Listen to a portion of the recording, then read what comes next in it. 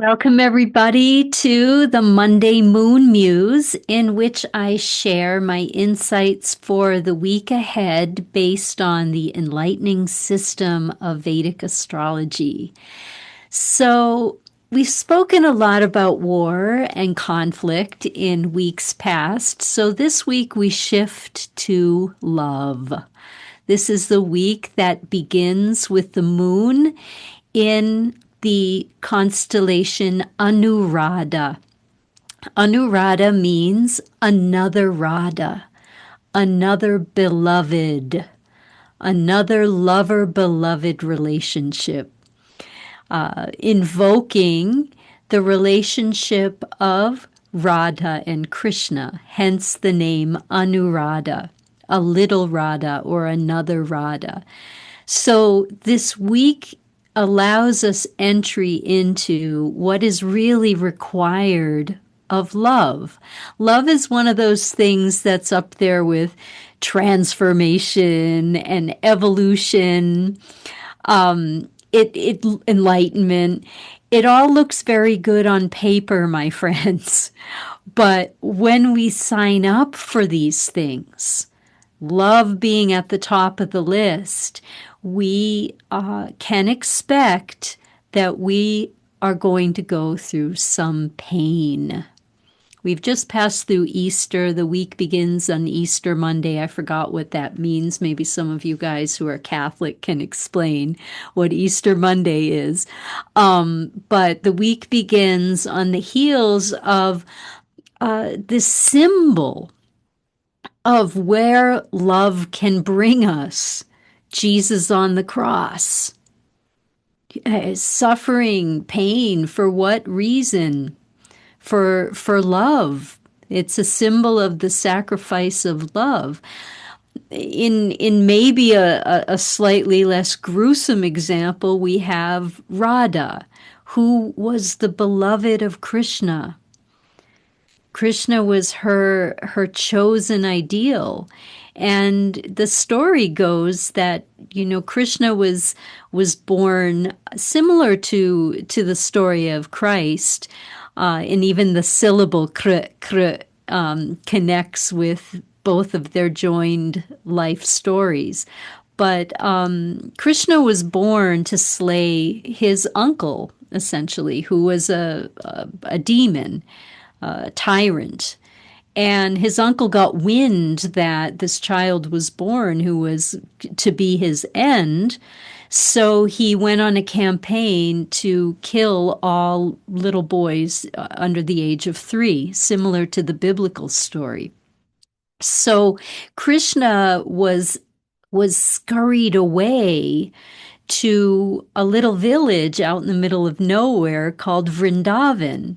And that's where he spent his youth, and that's where he met Radha, who incidentally was an older married woman when they fell in love, when their love blossomed. So it was this forbidden kind of love affair, which are always the most enticing. I mean, let's be honest, if we can't have it, we want it even more.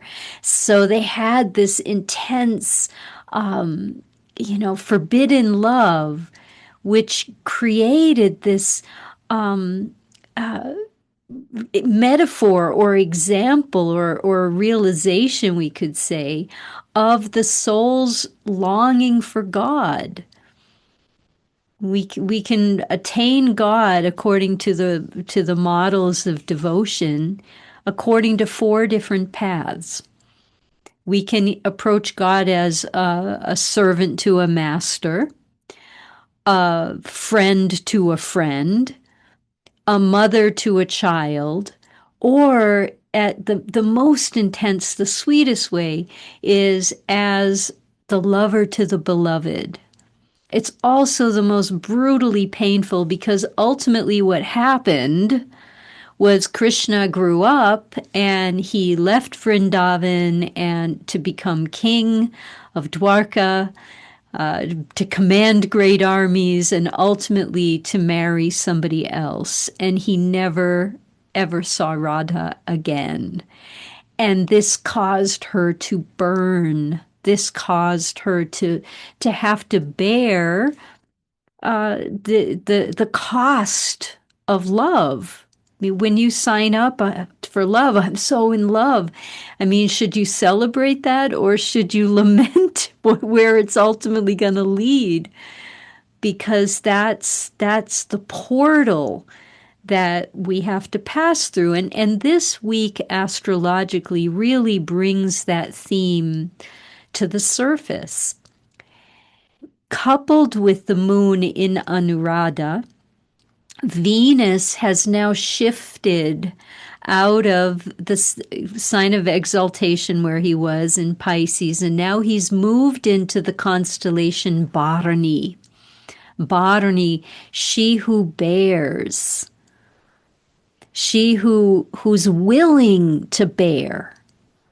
And the situation in the world, I mean, if you've read the astrological forecasts or watched the videos, I think unanimously, it's a challenging month, right? So we know that we're experiencing it. We don't need forecasts to know that we've got it. We got the memo. But what we need to see is what this is good for. This is always my approach with astrology is when there are difficult moments or there are good moments or in between moments, whatever moment it is, we have to see what it's good for. That's the wisdom of Jyotisha. That's why Jyotisha is called enlightenment. It's a better word than astrology. It really gives us an enlightened perspective to follow when we're going through difficult or challenging moments like this. And this is the moment to bear the cost of love. I mean, what causes war? Ultimately, what causes war is love. Love is the cause of everything. The poets tell us, the songwriters tell us, it's all, if we get down to the essence of it all, we strip away all the layers of history and politics and karma, we get down to it was all really because of love. That was the primal cause, and it's the ultimate solution. And moments like this are purifying if we bear them in love. This is the best way to align with the week's energy, which is a little heavy. It's constricted. We don't know. Is peace going to happen? Is it not going to happen? Are we going to be able to live, happy, uneventful lives that we can afford? Are we going to be able to love our neighbors? All of the things that we really want, it can be overwhelming given the nature of events right now. But we bear it. Radha had to bear for the rest of her life that Krishna would never come back again. And that, and on one level that looks like a huge bummer. But from a spiritual perspective, that bearing has a flip side. The bearing brings bliss. Ask any mother who's given birth to a baby. That pain portal leads to the incredible unity, bond that she has with what she's brought forth. The bliss of that is indescribable. Similarly, in the spiritual path, when we can bear these moments with a state of equanimity, Krishna tells Arjuna in Bhagavad Gita, there are two sides. There's light, there's dark, there's heavy, there's lightness, there's good, there's bad, there's the opposites. And he tells Arjuna, bear them, O Arjuna. Bear the opposites. Don't get sucked into, it was good then, it's bad now. or, I want this, but I can't have it because I have this thing happening. Whatever the opposites are, love is the third principle, and it requires us to bear those opposites and get through to the other side. So with that, I leave you. I send you forth into this week ahead where Mars is now moved in to align with Saturn and the Sun, and God knows what kind of disruptions all of this can bring in the world. But we bear that with the knowledge that the third principle is underneath it all. So have a wonderful week, everybody. I will be back next week with the Monday Moon Muse. If you would like to know your Vedic moon sign, I have included a link in the show notes to my Vedic moon sign calculator. You can put your birth information in and find out your Vedic moon sign.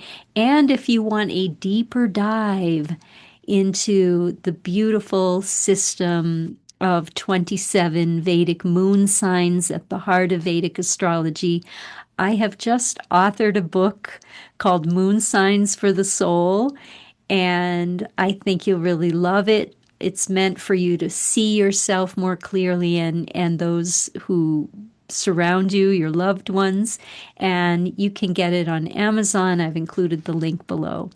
So see you all next week. Let me know what you're bearing in the comments. Always love to hear from all of you, and sending you lots of love. Take care.